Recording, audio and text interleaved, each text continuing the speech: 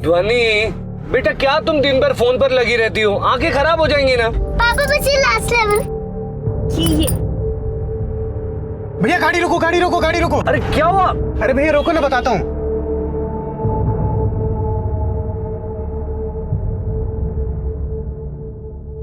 भैया चलो ना, पानी पूरी खाते हैं। अरे कुछ और खाते हैं ना, ध्वनि को एसिडिटी हो जाती है उससे।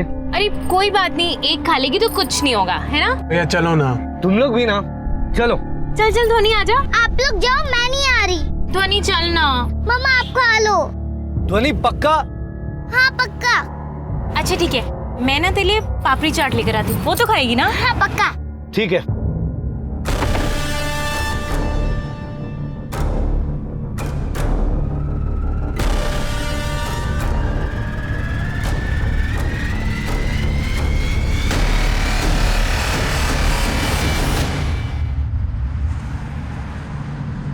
तो भैया अच्छा था यार, कुछ भी कहो, पानी पूरी खा के मजा तो आ गया। हाँ? बिल्कुल भैया। ये भी बहुत पसंद आएगा ध्वनि को। हाँ, ध्वनि को अच्छा लगेगा। ध्वनि, ध्वनि कहाँ गई? ध्वनि, ध्वनि, वो आप पूछो। भाई साहब, एक वो छोटी सी बच्ची थी गाड़ी में, देखा आपने?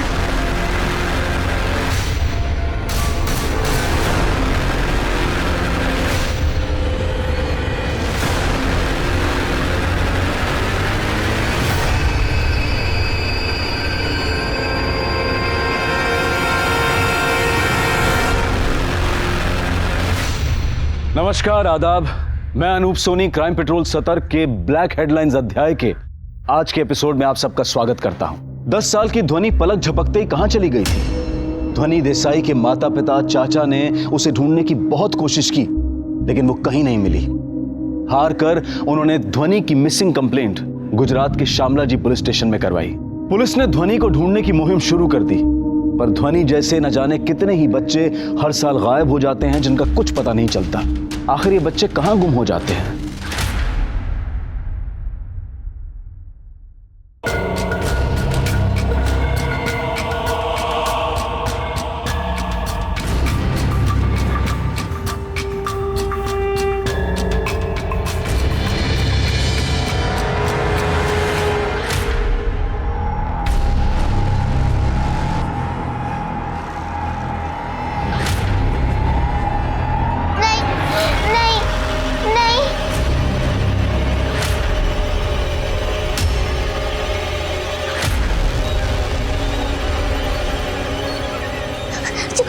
छोड़ो मुझे, मुझे मम्मी पापा के पास जाना, मुझे घर जाना। छोड़ो मुझे, नहीं छोड़ो मुझे, प्लीज मुझे घर जा दो, प्लीज मुझे घर जा दो।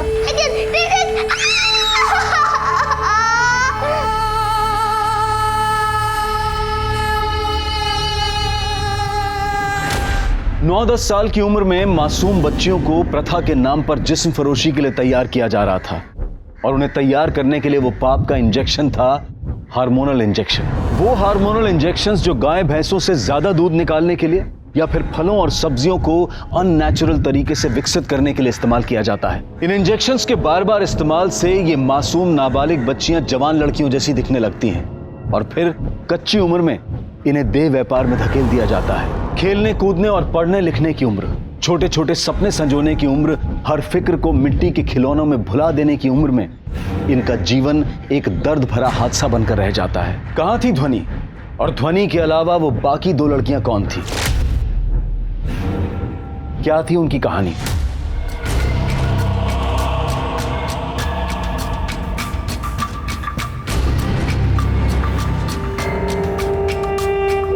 रूपशी, अब तक तैयार नहीं हुई? स्कूल नहीं जाना तुझे? नको ताई, मुझे स्कूल जाने में कंटाल आता है। चुप। अरे ताई, जल्दी चल, ये ले बैग पकड़। यहाँ रहेगी तो वही लिपस्टिक पाउडर करेगी। चल। अरे आरचू, रूपश्री, अगर डब्बा घेऊन जा। क्या कर रही? ध्यान से पढ़ने का हाँ? क्या? मुझे छोड़ कर जाएगी? आई के पास जाना है। मैं तेरी आई हूँ, समझी? मैं हूँ आई। सोना देख, यही हमारी आई है, और जैसे रूपश्री की ताई है ना, अर्चना, वैसे ही मैं तेरी ताई हूँ। हाँ ठीक है, चुप हो जा। अंदर ले जा। चल। अरे लक्ष्मी, ये क्या हो रहा है? अरे एक चिड़िया के पर गिर रहे हैं, दूसरी चिड़िया फूर हो रही है। धंधा कैसे करेगी? अरे अभी तो यात्री लोग के आने का टाइम शुरू हुआ है। तू अपना देखना। हाँ, खुद की बोनी कैसे करेगी वो देख। मेरे पास ना मेरी अंजना है जो अच्छा खासा कमाती है, समझी? हाँ तो मेरे पास भी है ना, दासियों की रानी मेरी रूपश्री। इस साल यही समर्पित होगी। इधर आ, तुझे काला टीका लगा दूंगी पड़ोसियों की बुरी नजर से बचाने के लिए। अंजना चल अंदर, इन लोगों की ना बात नहीं सुनने की। जा जा चल ना। ए, अंजना, हाथ से तैयार रहने का क्या? पहले यात्री आ चुके हैं, दिन भर पहाड़ उतर चढ़ने के बाद रात को आ रहे दासी पूजने को।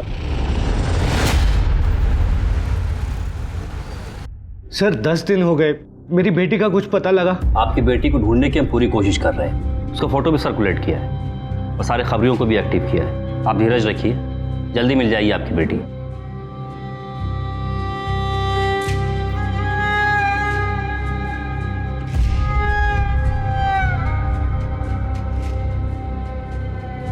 पता नहीं किस साल में होगी, कैसी होगी मेरी ध्वनि। आई शपथ सारिका, ये लड़की तो एकदम स्पेशल है। तेरा भाग्य खोल देगी, जो भाग्य उगड़ेल। हाँ आजा आजा, तेरे को तेरे किस्मत का इंजेक्शन लगा दूं, आजा। हाँ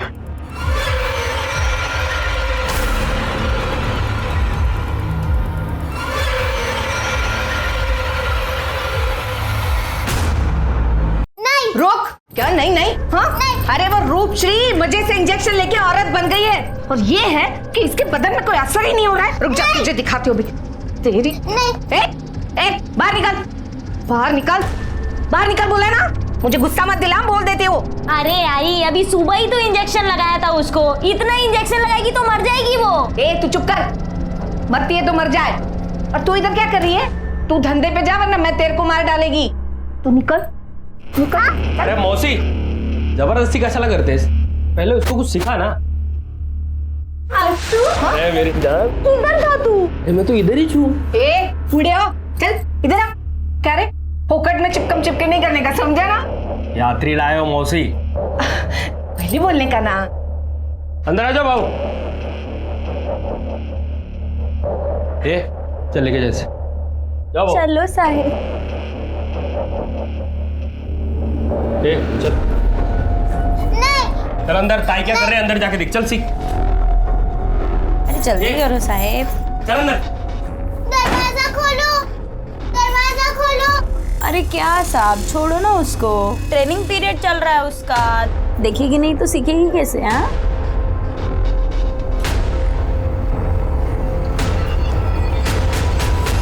आजा मेरी राजकुमारी, आजा ध्यान से। हाँ अरे साहिब, अरे सुनो सुनो सुनो। अरे देखो हमारी राजकुमारी तैयार है, देखो देखो।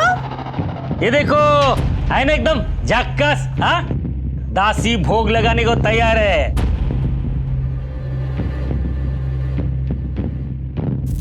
चल बेटा अंदर जाओ जा।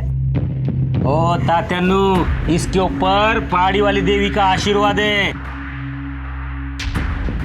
अरे सोच क्या रहे साहिब, बोली लगाओ। हाँ बोली लगाओ, बोली लगाओ। कितना पैसा? साहिब अभी इसका नथ नहीं उतरा है तो पूरे 50,000 लेगी। 50,000? अरे 50,000 कुछ है? हाँ, इसके लिए बहुत कम है। और क्या? अरे कौन कौन लगा रहा है? हाँ। अरे भाऊ, हम यात्री है, सेठ जी नहीं है, कुछ समझ के बोलो। हाँ तो फिर मैं भी इंतजार करेगी। अरे कोई नसीब वाला होगा जो मेरी राजकुमारी की नथ उतारेगा। हाँ इतना पैसा नहीं है हमारे पास। नहीं है ना तो फिर निकलो यहाँ से। मैं अपनी दासी फोकट में नहीं दूंगी। अच्छा उसको छोड़ो, वो जो अंदर बैठी है ना उसका बोलो। अरे वो दासी नहीं है, रूपश्री चाहिए तो रोकड़ा लेके आना वरना निकल यहाँ से। आया बड़ा राम बोलो, चल निकल।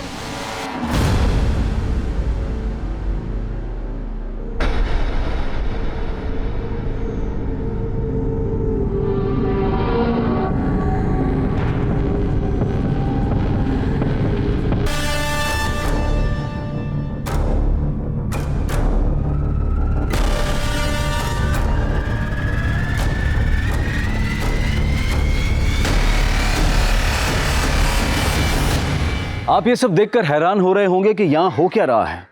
ये गांव एक टूरिस्ट प्लेस है जहां सदियों से ये प्रथा चली आ रही है, जिसके अनुसार सैलानी यहाँ घूमने आते हैं और फिर दिन ढलते ही वेश्यावृत्ति में लिप्त अमुक परिवार की लड़कियों, जिन्हें दासी कहा जाता है, विधि व्यवहार के नाम पर उनका भोग करते हैं। पुराने जमाने में श्रद्धालु दासियों को श्रद्धा पूर्वक दान दक्षिणा दिया करते थे, लेकिन फिर समय बदला और लोगों की नीयत भी, और इन समुदाय वालों ने पर्यटकों को रिझाने के लिए दासी प्रथा के नाम पर देह व्यापार और वेश्यावृत्ति का सहारा लेना शुरू कर दिया।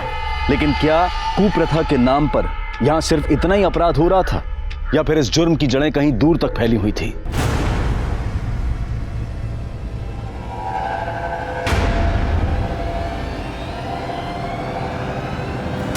अरे बेटा उठ उठ।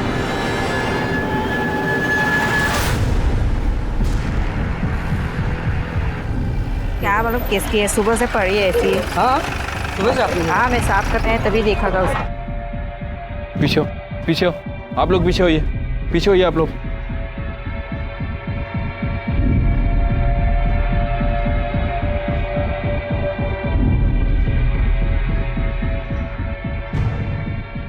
सबसे पहले किसने देखा?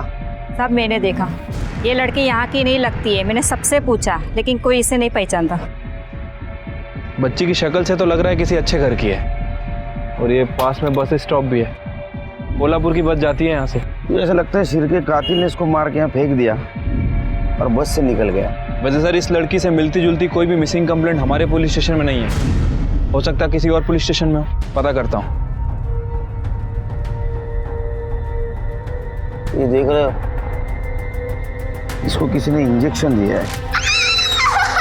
एक काम करो, बॉडी का पंचनामा करो, पोस्टमार्टम के लिए भेज दो। चिरके सीसीटीवी फुटेज कलेक्ट करो, आसपास भी देखो कहीं सीसीटीवी है क्या।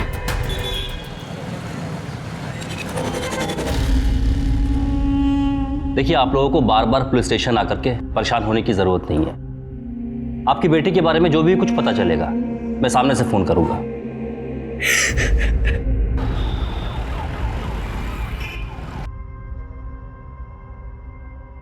ये देखिए सर, ये लड़का बच्ची को गोद में लेकर जा रहा है, और यहाँ देखिए ये बच्ची अपने आप लुढ़क गई। मतलब सर ये बच्ची पहले से ही मर चुकी थी। जूम करो, ये फुटेज का टाइम क्या है? रात 10:30 बजे का सर। ये दूसरे सीसीटीवी कैमरे की फुटेज है। इस फुटेज में ये लड़का इस बस में बैठता हुआ नजर आ रहा है। और ये बस कोल्हापुर जा रही है ना? Right sir. चिरके एक काम करो, कोल्हापुर पुलिस से कांटेक्ट करो, ये सीसीटीवी फुटेज उनको शेयर करो। ये लड़का जल्द से जल्द अरेस्ट होना चाहिए, एक बच्ची की मौत का सवाल है।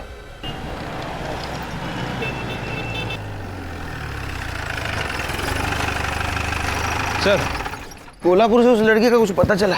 अभी तक तो नहीं सर। आसपास के इलाके में बच्ची के बारे में पूछताछ भी की है, लेकिन कोई बच्ची को नहीं जानता।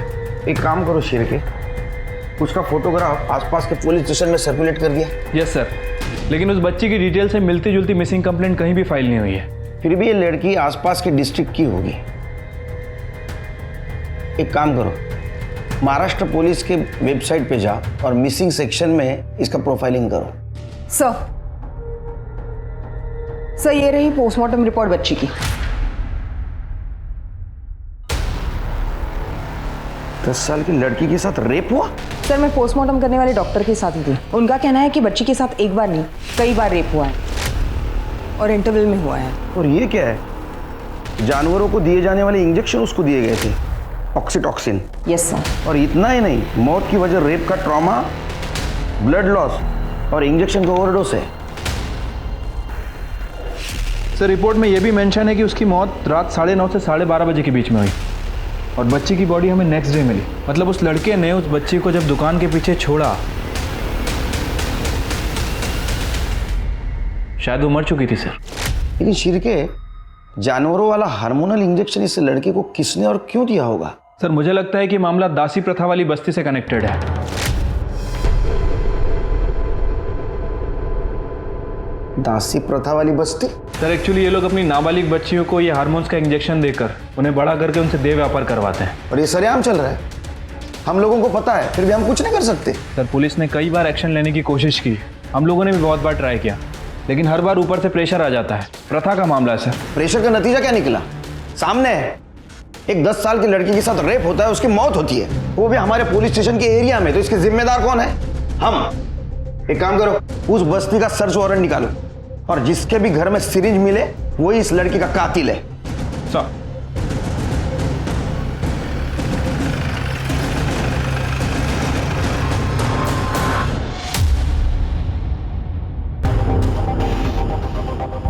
कौन कौन से घर है?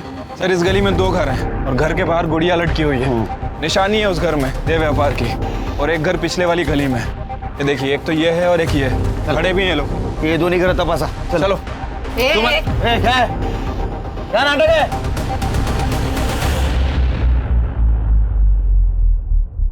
ओ साहब, पुलिस में नया है क्या? वर्दी वाले इधर नहीं आ सकते, निकलो इधर से सब के सब। देखो सर्च वारंट है हमारे पास। वारंट क्या होता है हमको नहीं मालूम, चलो निकलो। हमको सब कुछ पता है यहाँ क्या चलता है। दकियानुसी प्रथा के आड़ में तुम लोग देह व्यापार करते हो ना यहाँ। चलो बरा घुसा। बाहर की महिला हमारे घर में नहीं आ सकती, हमारी कुल देवी रोस्ट हो जाएगी। निकलो इधर से। क्या दिमाग को साटे यार। छूना नहीं। हेमा काकू को फोन लगा जल्दी। चल पीछे, हाथ तक, हाथ पीछे, हाथ तक को लगाने का बोला ना। अरे ये सचवी चलो बाजो। हमारी बस्ती में घुसने की हिम्मत कैसे की तुम लोगों ने?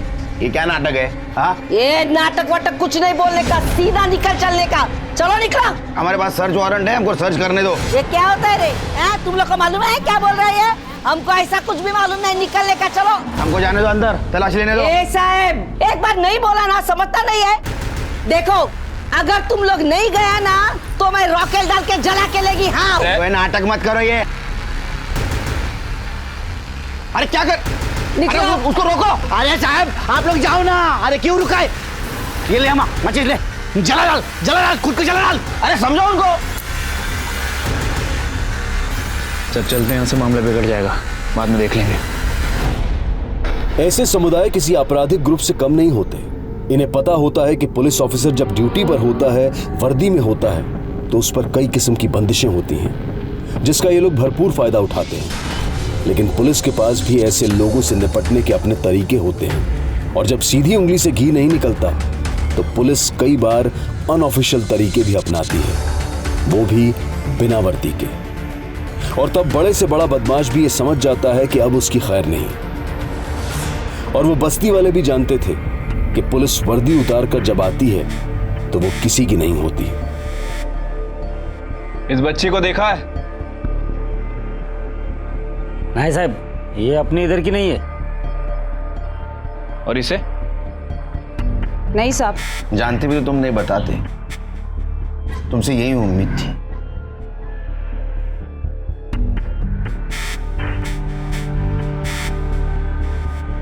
इन तीनों लड़कियों को भी तुम इंजेक्शन देते हो ना? अरे क्या साहब कैसे बातें कर रहे हैं आप? ये हमारी बेटियां, हम अपनी बेटियों को कोई इंजेक्शन नहीं देते हैं। ये तुम्हारी बेटी है? अरे हाँ साहब, हमारी बेटियां हैं। इनका रंग रूप तो अलग है तुम्हारे से। अरे साहब इनके बाप लोग किधर किधर के यात्री रहते हैं, हमें कैसे मालूम? तुम दिन गिनना शुरू कर दो, ये तुम्हारी कुप्रथा में बंद करके रहूंगा। चलो शिरके, अपने खबरियों को बोलो, पता करो कि वो लड़की और वो आदमी, उनका इन परिवारों से क्या कनेक्शन है। पुलिस के लिए इस लड़की की पहचान बेहद जरूरी थी, और सबसे बड़ा सवाल ये था कि ये लड़की श्यामल जी गुजरात से कुंदवाड़ महाराष्ट्र तक कैसे पहुंची और इस मासूम बच्ची का कातिल कौन था।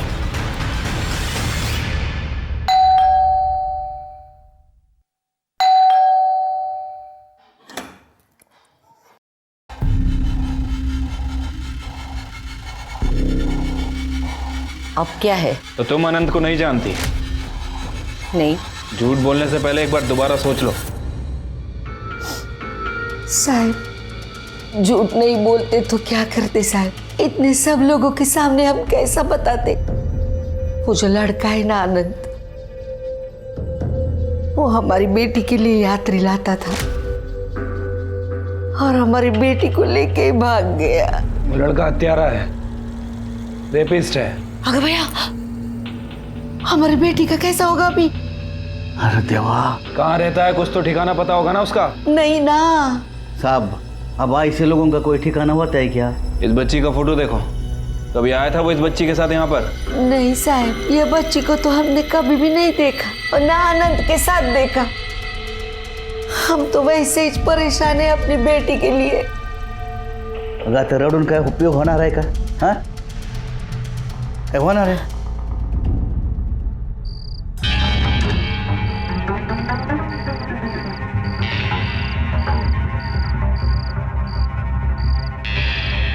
चल आज क्या हो गया, कल और पैसे लेके आना फिर दिखाऊंगा। अरे यार दिखाना। सब आज देख लेगी क्या, कल क्या देखेगी? चल निकल।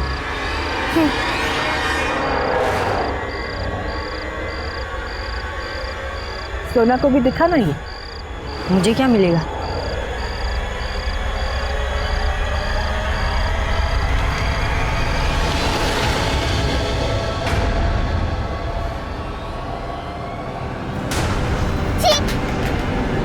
ये क्या किया तूने? इसका कुछ नहीं हो सकता।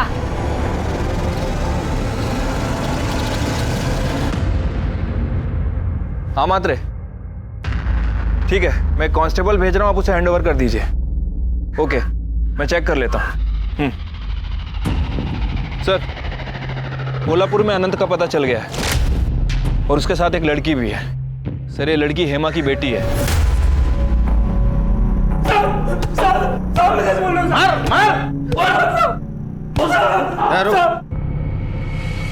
बोल बोल। साहब मैं सच कह रहा हूँ, मैंने जब धोनी को दुकान के पीछे छोड़ा था तो वो जिंदा थी साहब। तू झूठ बोल रहा है। मैं बोलता तूने क्या किया? तूने धोनी को इंजेक्शन दिया, उसके साथ रेप किया, फिर वो मर गई, उसको दुकान के पीछे छोड़ के भागा तू, है ना? नहीं साहब, मैंने बच्चे का रेप नहीं किया साहब, और ना ही मैंने उसे इंजेक्शन दिया है साहब। साहब उसे इंजेक्शन तो हेमा और युवराज देते थे, बच्चे उनके घर पर रहती थी साहब। फिर तूने धोनी को उठाया क्यों? उठाया नहीं था मैंने, वो दीपाली लाई थी मेरे पास साहब। हम लोग तो उल्टा उसे युवराज और हेमा से बचा रहे थे।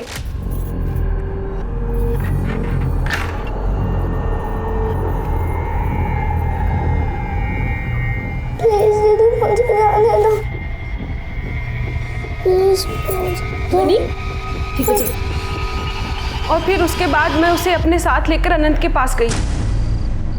दीपाली, अनंत तू इसे क्यों लेके आई साथ में? अनंत ये रो रही थी, बोली कि माँ के पास जाने का है। अब कहाँ ढूंढे इसके माँ बाप को? अनंत इसी किसी बड़े मंदिर में या अनाथ आश्रम में छोड़ देते हैं ना।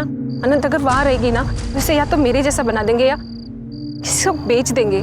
ठीक है, लेकिन सुन, तेरा इधर ज्यादा टाइम रुकना ठीक नहीं है। तो एक काम कर ले, कोल्हापुर के लिए निकल जा, और जो मैंने एड्रेस दिया था ना उधर ही रुकना, ठीक है? ठीक है। अब बच्ची की तबीयत खराब होने लगी थी और ज्यादा टाइम तक बाहर छुपना मेरे लिए मुश्किल था, तो मैंने बच्ची को टॉयलेट के पास छोड़ दिया साहब, और मैं कोल्हापुर के लिए निकल गया। अच्छी कहानी सुना रही है तू। ये क्यों नहीं बोलती बच्ची को बेचने के लिए उसे घर से उठाया था तूने? साहब मैं तो बस दीपाली के साथ भाग जाना चाहता था। अब मुझे क्या पता दीपाली ने बच्ची को बेचने का प्लान बनाया होगा। तो नहीं नहीं नहीं नहीं, मेरा ध्वनि को बेचने का कोई प्लान नहीं था।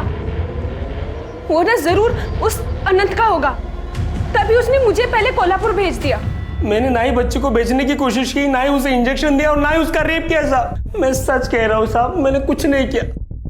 अब वो दीपाली का क्या है वो मैं नहीं जानता साहब। दीपाली को बुलाओ। क्या बोला तुमने? हाँ? क्या बोला कि मैंने ध्वनि को भगाया क्योंकि मुझे उसे बेचना था? तूने क्या किया? तूने इसको एक करके इसको मार दिया।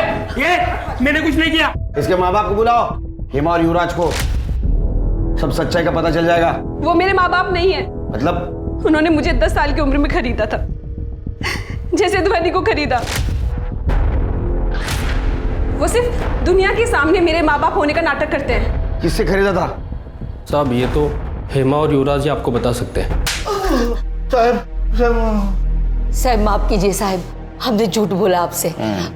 वो क्या है ना, यात्रियों के टाइम पे अगर देवदासियों के घर से बलात्कार या मौत हो गई, ये बात अच्छी नहीं है, फिर हमारे धंधे पे उसका असर पड़ता है साहब। धोनी को कहाँ से लाया सर? तब हमने गोद लिया था ना उसको, हमारे पास कागज है। हाँ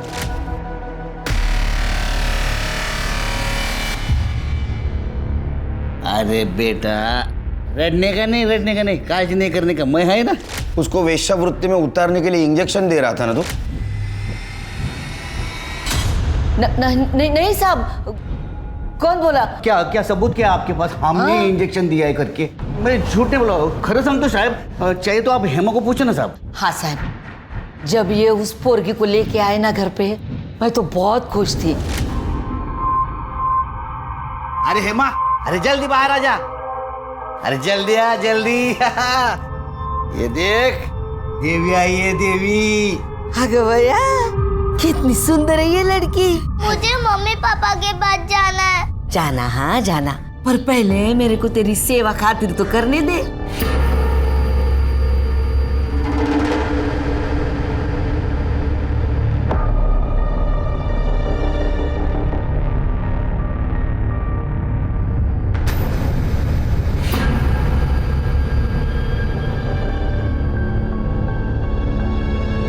थोड़ी देर के बाद मैं उसको नहलाने को लेके गई। उसके ऊपर पानी डाला और देखा तो मेरे को धक्का लगा साहब। उसके साथ पहले ही गलत काम हो चुका था। तुम्हारे ऊपर यकीन कैसे करें हम? साहब, देवी माता की कसम खा के बोलती है मैं। धोनी को उठाया था या गोद लिया था? उठाया? नहीं साहब, हमने तो उसको गोद लिया था। हाँ साहब। किससे? वो बताओ, मैं तो लड़की के किडनैपिंग के चार्ज में अंदर कर दूंगा। बताओ। साहब, उसके बाप से।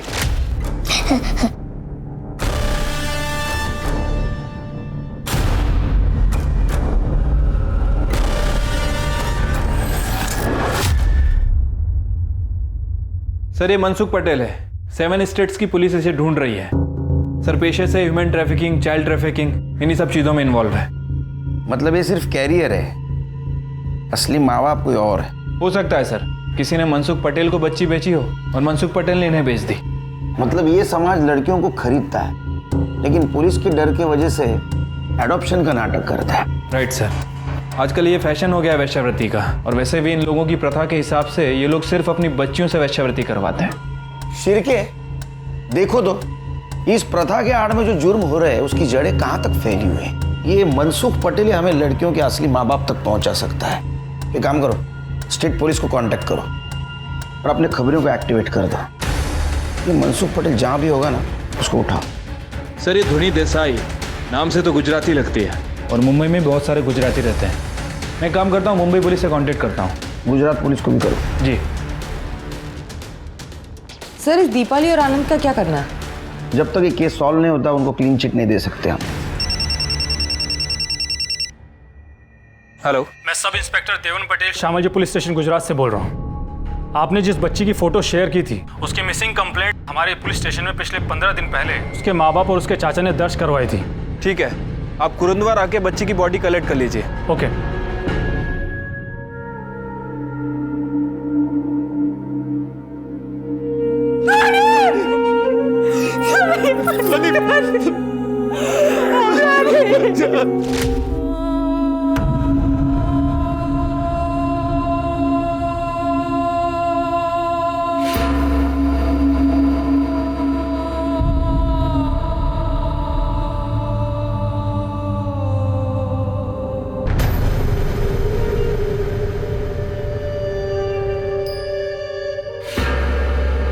हम अभी भी इन्वेस्टिगेट कर रहे हैं कि धोनी की किडनैपिंग किसने की। जब धोनी की किडनैपिंग हुई उस वक्त उसके साथ कौन कौन था? सर, यही 3 लोग थे, उसके माँ बाप और उसका चाचा।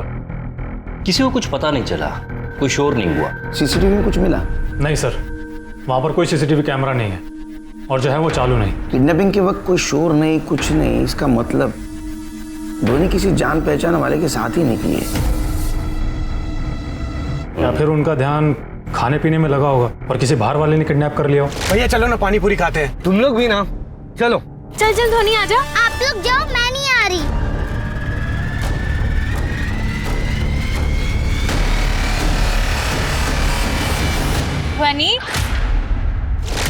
ध्वनि कहाँ गई? जिसने भी ध्वनि को किडनैप किया वो जरूर जानता होगा कि ध्वनि मनसुख पटेल तक कैसे पहुंची। हमने लोकल किडनैपर्स को भी राउंड अप किया है, लेकिन वहां से कोई लीड नहीं मिली। धोनी मनसुख पटेल के हाथ बेची गई इस बात की खबर तो मिली थी, लेकिन मनसुख पटेल फरार हो गया। ये धोनी के फैमिली में और कितने लोग हैं? गुजराती लोगों की फैमिली बड़ी होती है। ये धोनी के घर वालों पर और रिश्तेदारों पर नजर रखो। क्योंकि ये काम किसी अंदर वाले का ही हो सकता है। एक इंपॉर्टेंट बात और कि पराग देसिया सोनल का सेकंड हस्बैंड है और धोनी का सौतेला बाप। क्या? 10 साल की बच्ची ध्वनि का रहस्य और उलझता जा रहा था। क्या वाकई पराग ने एक अच्छे पिता बनने का दिखावा किया और बेटी को बेच दिया? उन्हें अपनी बच्ची का मृत शरीर तो मिल गया, लेकिन ये नहीं पता चल पाया कि गुजरात के शामला जी में ध्वनि की किडनैपिंग किसने की और वो तस्कर मनसुख पटेल तक कैसे पहुंची। महाराष्ट्र पुलिस बहुत जोर शोर से मनसुख पटेल की तलाश में लग चुकी थी।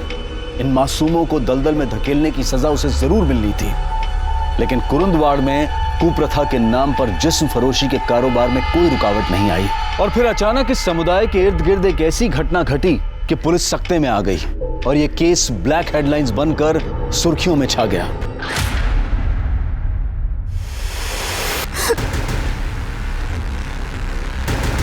लक्ष्मी, तू मारी ना मेरी बेटी को, मैं तुझे छोड़ेगी नहीं। पागल हो गई क्या? हाँ? तेरी बेटी को नहीं सलमान ने मारा होगा। तो क्या करी तू?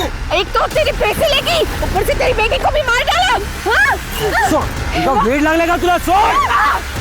तू मारे मेरी बेटी को, तू मारेगी तेरी बेटी को, छोड़ेगी नहीं तुझे, छोड़ेगी नहीं। क्या चल रहा है?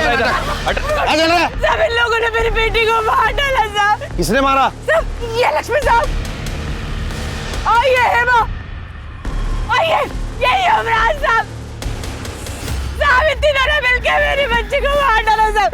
साहब देखो, हम गाय को मारेगी तेरी लड़की को। अरे देखना कैसी बोल रही है वो। साहब हमने नहीं मारा उनको, हाँ सब सच्ची बोलता है। साहब ये लोग सब चलते हैं मेरी बेटी से। लेके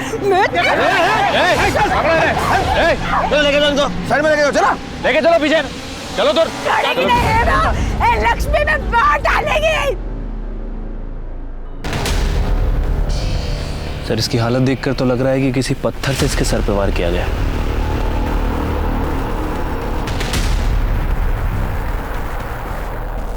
फिर देख रहे हो पत्तों के ऊपर खून और बीच में से कुछ गायब है। इसका मतलब पहले पत्थर से मारा गया, बाद में पत्थर को फेंका और फिर से यहाँ से उठा लिया। सर हो सकता है कि पत्थर कहीं आसपास ही फेंका हो, ढूंढने की कोशिश करते हैं। बॉडी का पंचनामा करो, पोस्टमार्टम के लिए भेज दो, इन सबसे अलग अलग पूछताछ करते हैं। ठीक है साहब। साहब ये लक्ष्मी और ये हेमा, ये मेरी बेटी को खरीदना चाहती थी साहब, पर मैं बेचना नहीं चाहती थी साहब, बिल्कुल बेचना नहीं चाहती थी। इन दोनों के मन में खोट आ गया और मार दिया मेरी बेटी को। साहब हम काहे को मारेंगे रूपश्री को? हाँ, हमने तो सारिका को 1.5 लाख रुपया दिया था रूपश्री को खरीदने के वास्ते। सारिका ने खुद ही मारा है उसको और अभी नाटक कर रहे लिए। आओ बोले ना। नहीं तो क्या हमारे पे पुक्कड़ का इल्जाम क्यों लेता है? मेरे को सच्ची लगता है हेमा ने खून किया होगा। अभी वो अपने 1.5 लाख रुपए मांगेगी और फिर नवी लड़की लाएगी, सारा टेंशन ही खत्म। गुनहगार तो सब है, इनसे तो बाद में निपट लेंगे। सबसे पहले ये पता करो कि रूपश्री का मर्डर किसने और क्यों किया, और ध्वनि के मर्डर से उसका कुछ कनेक्शन है क्या? सर मैं सभी स्टेट की पुलिस के टच में हूँ, अभी तक इस मनसुख का कुछ पता नहीं चला। सर एक बार इस मनसुख पटेल का पता चल जाए तो ध्वनि की किडनैपिंग, मर्डर और रेप ये केस आसानी से सॉल्व हो जाएगा। ये सारिका को और एक बेटी थी ना? हाँ सर, अर्चना नाम है उसका। अर्चना? ये अर्चना रूपश्री से बड़ी थी, तो फिर अर्चना को खरीदने की बात किसी ने क्यों नहीं की? रूपश्री से जैसा देह व्यापार करवाते थे वैसा अर्चना से क्यों नहीं करवाया? सोचने वाली बात है सर। एक काम करो, रूपश्री का पोस्टमार्टम जिस डॉक्टर ने किया उससे बोलो उसकी एज भी आइडेंटिफाई करें, और ये जो दो परिवार है इनमें की लड़कियों से बातचीत करो, शायद रूपश्री मर्डर के बारे में कुछ जानते होंगे। Right sir. बॉडी को पोस्टमार्टम के लिए भेज दो और तीनों लड़कियों को मेडिकल के लिए ले जाओ। ठीक है सर।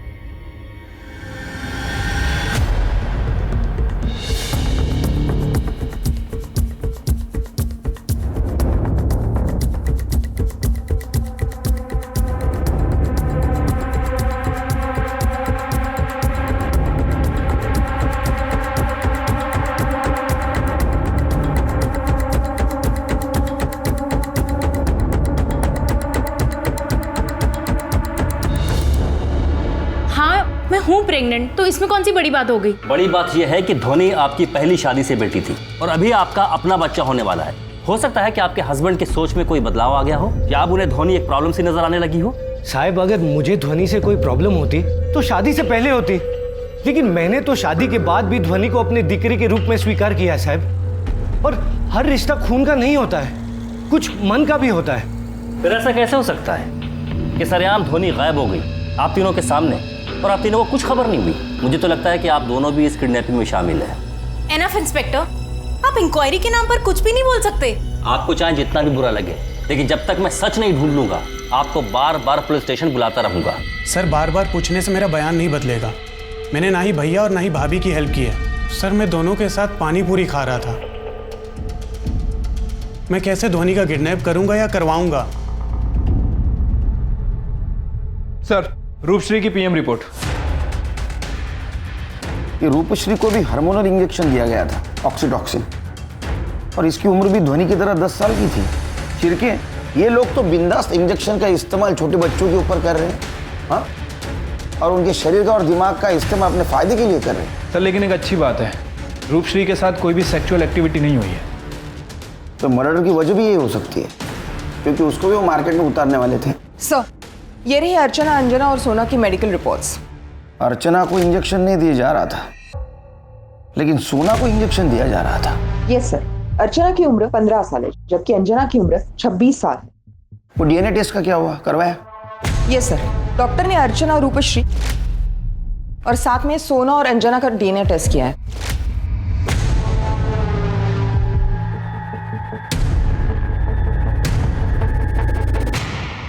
ये देखो मेडिकल रिपोर्ट। तुम लोग बिंदास हार्मोनल इंजेक्शन का इस्तेमाल करते थे ना? ध्वनि, रूपश्री और अब सोना, इन सब के बॉडी में हार्मोनल इंजेक्शन के सिम्टम्स मिले। ये तीनों नाबालिग लड़कियां थी। ध्वनि 10 साल की, रूपश्री 10 साल की और सोना 9 साल की है। इंजेक्शन देते थे ना? हाँ?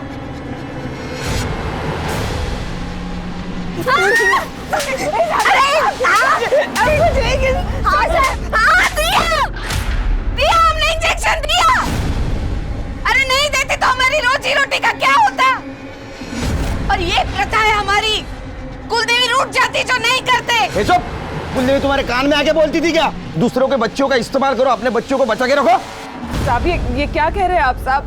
जो सुन रही हो, देखो झूठ बोलने से कुछ फायदा नहीं अभी, समझी? मेरे पास मेडिकल रिपोर्ट है। रूपश्री तुम्हारी बच्ची नहीं थी। अंजना और सोना ये दोनों बहनें नहीं थी। अर्चना तुम्हारी बच्ची थी और उसको तुमने वेश्यावृत्ति में नहीं डाला। हाँ साहब, क्योंकि मैं नहीं चाहती थी कि वो मेरी तरह इस दलदल में रहे। मैं उसकी शादी कराना चाहती थी और चाहती थी कि वो दूसरे गांव में चली जाए, इसीलिए दूर रखा उसको इस सब चीजों से। और रूपश्री को मार दिया? नहीं साहब, मैंने रूपश्री को नहीं मारा साहब। वो मेरी बच्ची थी साहब। अर्ची और रूपश्री को बराबर प्यार देती थी साहब। ये हेमा और ये लक्ष्मी, ये दोनों जलती थी साहब मेरी बच्ची से। चुप थी क्या? हो गया तेरा गाना चालू वापस से। और कुलदेवी ना मेरे को जला डाले जो मैंने तेरी बेटी को मारा है तो। चुप बैठ। क्या सच है क्या झूठ है सब पता चल जाएगा, समझा ना? तुम सब गुनहगार हो। बच्चों की खरीदारी, उनको हार्मोनल इंजेक्शन देना और उनसे वेश्यावृत्ति करवाना, ये सब चार्ज लगेगी तुम पे। रॉकेल का डिब्बा लाके दूं? चलाओगी अभी? चल लेके जाओ इनको सब। आखिरकार पुलिस ने प्रथा की आड़ में जिस्म फरोशी करने वाले इस समुदाय को गिरफ्तार कर लिया, लेकिन पुलिस के पास अब भी कई लक्ष्य थे। पहला, अंजना, सोना और रूपश्री जैसी लड़कियों की पहचान करना, वो कौन थी, कहां से आई थी, उन्हें उनके परिवार तक पहुंचाना। और दूसरा, इन हार्मोनल इंजेक्शंस को बंद करवाना, जिससे प्रथा के नाम पर यह बाल वेश्यावृत्ति खत्म की जा सके।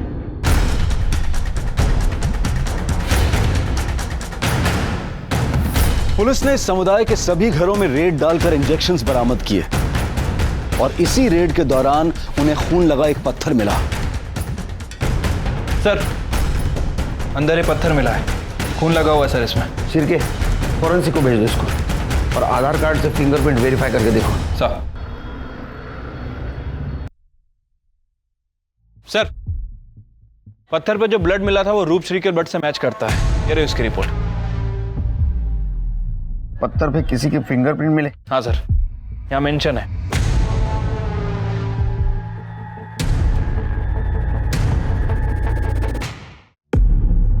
हाँ, मैंने रूपश्री को मारा।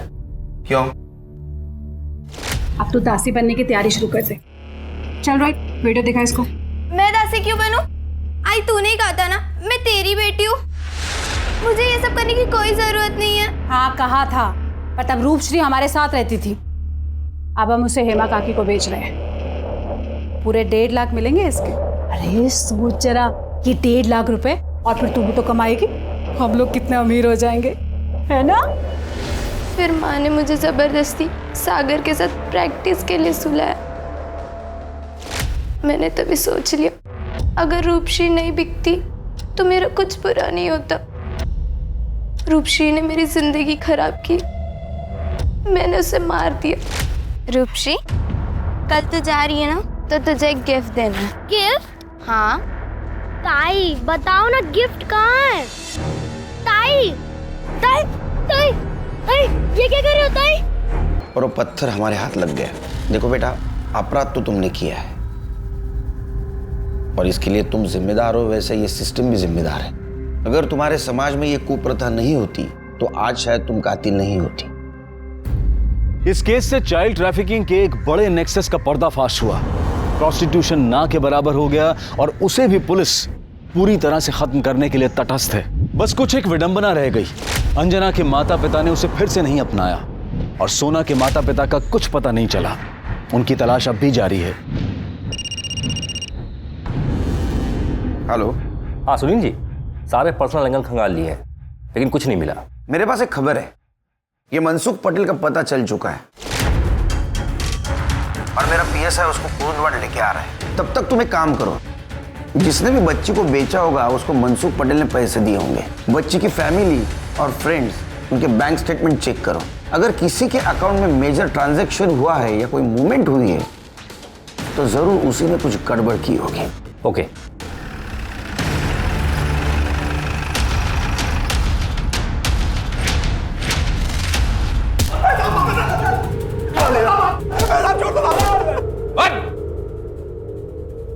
फोटो दिखा इसको। देख, जानता है इस बच्ची को? हाँ साहब, ये वही लड़की है जिसको मैंने युवराज को 1 लाख रुपए में नकली स्टाम्प पेपर बनाकर बेचा था साहब। जब मम्मी पापा के पास जाता। अरे बेटा, रड़ने का नहीं, काज नहीं करने का। मैं है ना, मैं तेरे को तेरे मम्मी पापा के पास लेके जाएगा। हाँ? रेप किया था तूने इसके साथ? नहीं किया। एक सच बता दे, 31 केस है तेरे ऊपर, 31 केस। ये केस में से छूटने वाला नहीं, तू फांसी हो जाएगी तेरे को। अच्छा काम करके मर, मालूम नहीं। गलती हो गया था मुझसे। ध्वनि बहुत सुंदर थी, उसे देख के मुझसे रहा नहीं गया। मुझे मम्मी पापा के पास छोड़ो मुझे। मैंने अकेले नहीं किया, बार किया था। बच्ची तुम्हारे पास आई कहां से? साहब, कोई 50,000 में बेच गया था मेरे को। किससे खरीदा था? नहीं मालूम साहब, मेरी जान पहचान का नहीं था साहब। मालूम नहीं? नहीं मालूम। बोलता था। आया ध्यान में आया? बच्ची का मामा गौरव।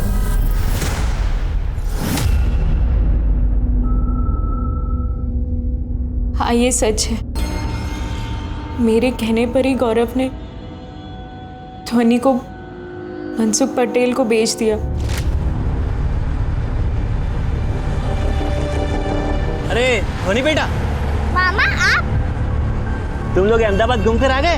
हाँ। एक काम करो, जल्दी जल्दी बाइक पे बैठ जाओ, हम घर पे जाके सबको सरप्राइज देते। हाँ, ठीक। मोबाइल वहीं पे रख दो।